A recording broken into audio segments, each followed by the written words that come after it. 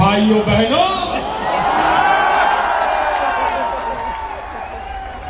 मेरे देश के युवा,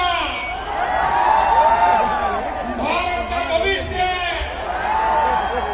मेरे भारत मां के लाल, इस प्रकार से जंतर मंतर पर प्रोटेस्ट करते देखता हूं तो मुझे पीड़ा होती है।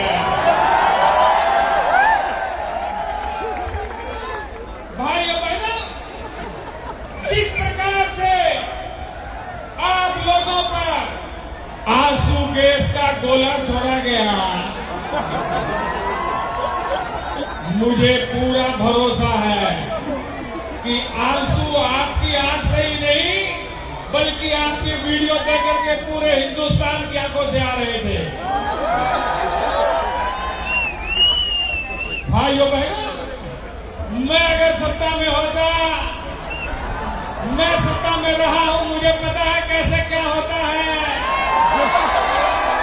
मैं अगर सत्ता में होता तो ये युवाओं को यहां ऐसे बिखरने बगड़ने नहीं देता, ये युवाओं को रोने नहीं देता, ये बेरोजगारों को यहां पर घूमने नहीं देता। और इसलिए जब मेरी सरकार बनेगी और अब बन गई है, बनी हुई है, अब बनी हुई में मोदी जी मेरे सपने में आ जाते हैं। रात को ही मोदी जी सपने में आ गए। जहाँ खड़े थे वही हैं। मैंने पूछ लिया, मैंने कहा मोदी जी ये पेपर लीक हो रहा है, ये सब कुछ हो रहा है, ये क्या हो रहा है? जहाँ खड़े थे आपने कहा था शुरुआत में 15 लाख का, तो मोदी जी बोले भाइयों बहनों, मैंने कहा था जब मैं पीएम बनूंगा तो सबके खाते में 15-15 लाख रुपए आएंगे।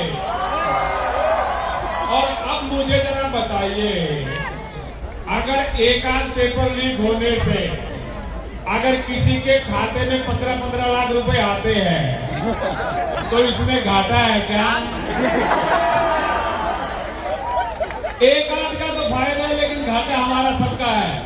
और दोस्तों, मैं इतना ही कहूंगा कि जितने दिन से आप लगे हुए हो, बहुत लोगों को ये उम्मीद भी नहीं थी कि इतने दिन ये चलेगा, लेकिन हम लोगों की एकता और संयम से, शांति से ये इतने दिन निकले हैं। और साथियों, जब तक जीत हासिल नहीं होती हमें और डटे रहना है। भारत माता की जय, भारत माता की जय। तो दोस्तों, इसी